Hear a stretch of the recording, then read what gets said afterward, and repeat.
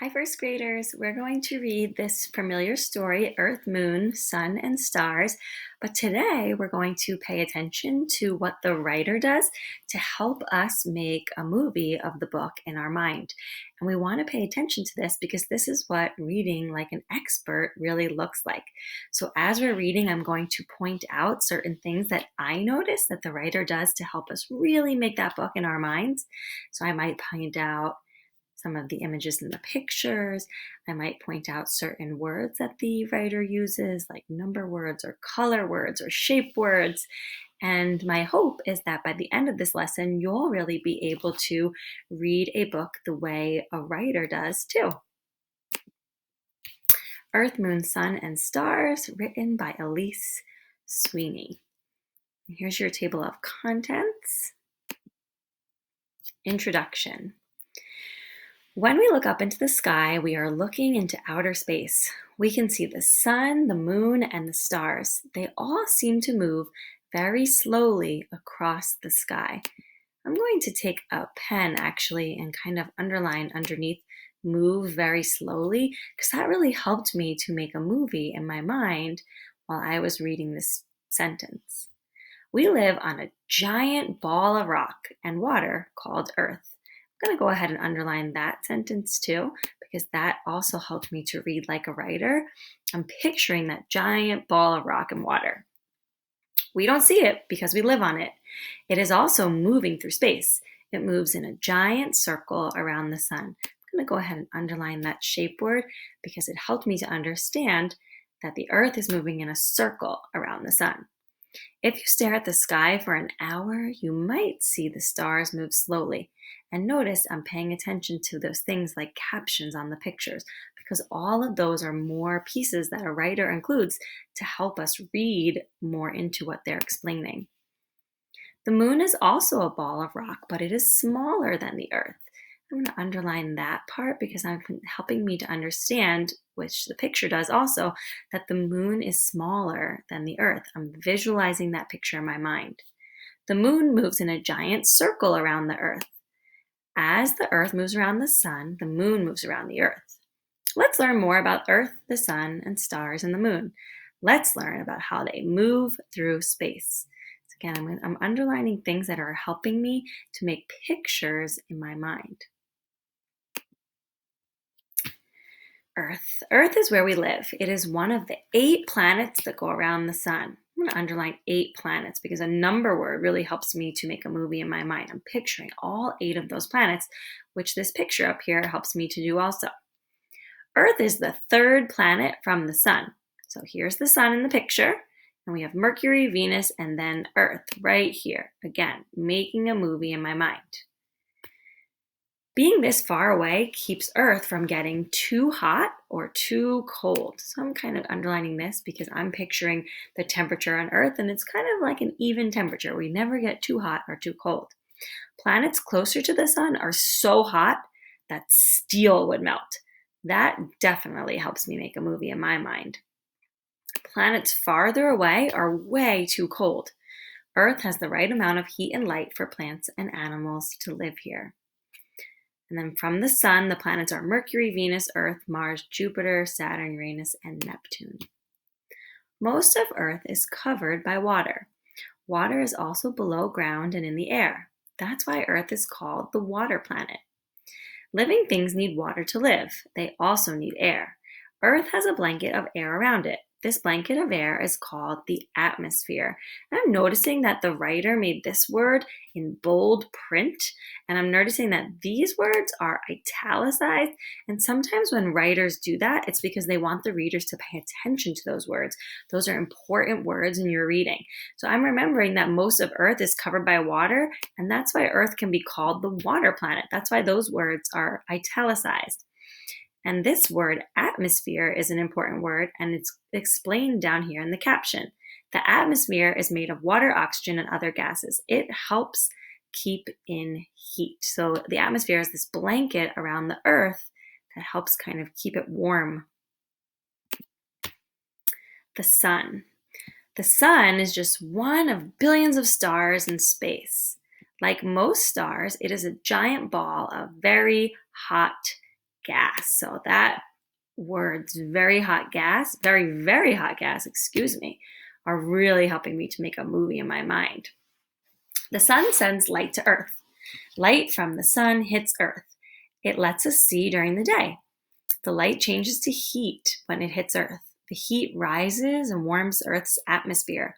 Without the sun, Earth would be dark, cold, and lifeless. So again, all of these words are really helping me to make a movie in my mind.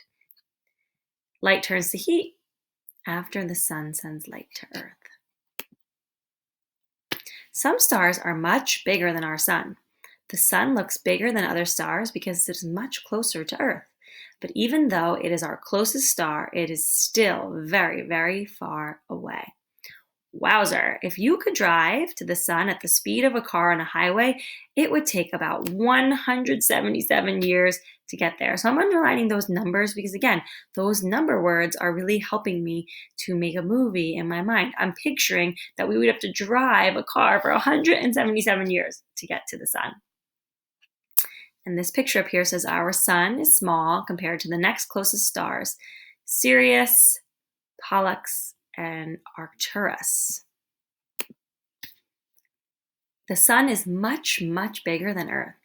If Earth were the size of a marble, the sun would be as big as a ball over 5 feet tall. The sun is so big that 1 million Earths would fit inside it. So I'm going to underline those words there, the number words 1 million and Earths, because I'm picturing that 1 million Earths are going to go inside of that sun because the sun is so much bigger. It says the sun is so big that 109 Earths would fit across it.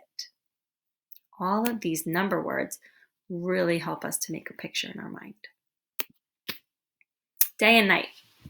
Earth is always spinning like a top or rotating. This rotating causes day and night. When the side of Earth we are on faces the sun, we see the sun's light. It is day.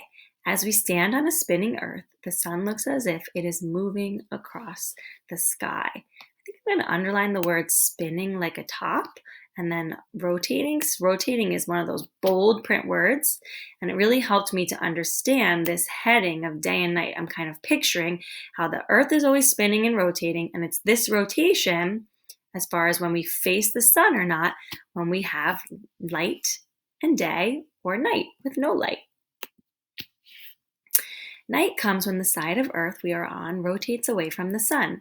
The side facing away from the sun is dark at night. When it is daytime on our side of Earth, it is nighttime on the other side of Earth. It takes 24 hours for Earth to rotate once. That's 1 day. A year. The Earth also moves or revolves around the sun in a path called an orbit. It takes 365 and 1/4 days for the Earth to make a complete trip around the sun.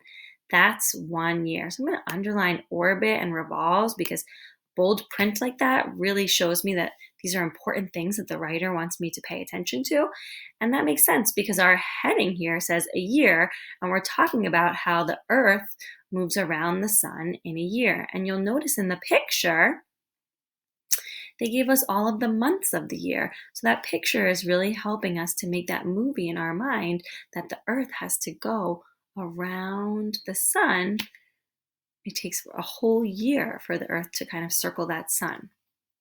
Maybe I'll put a little star next to the picture here to help me know that that was something that helped me make a movie in my mind. I'm reading like a writer today. Our moon.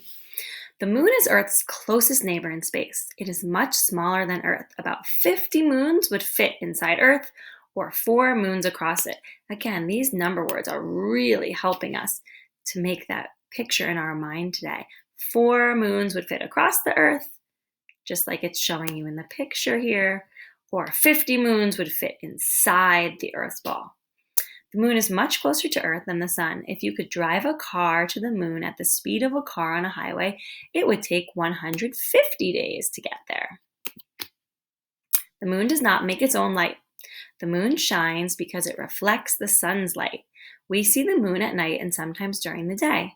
Moonlight is really sunlight bouncing off the moon. changing shapes of the moon. The moon revolves around Earth just as Earth revolves around the sun. It takes 28 days for the moon to travel once around Earth. The moon seems to change shape as it moves. It does not really change shape. We just see different amounts of the sunlit side as the moon goes around Earth.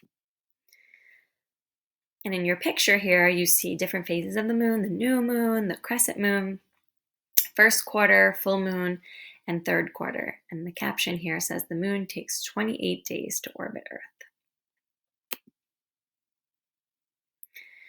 I'm going to go back actually because I think that picture really helped to make a movie in my mind of all the different ways that we see the moon. So I just wanted to underline that.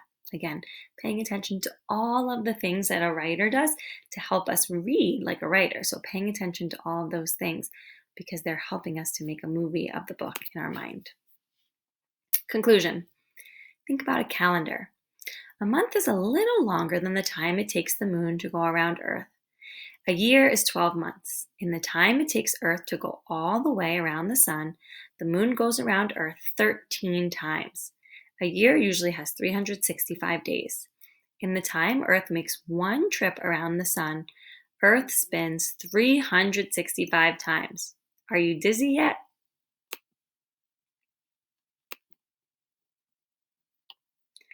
And that's the end.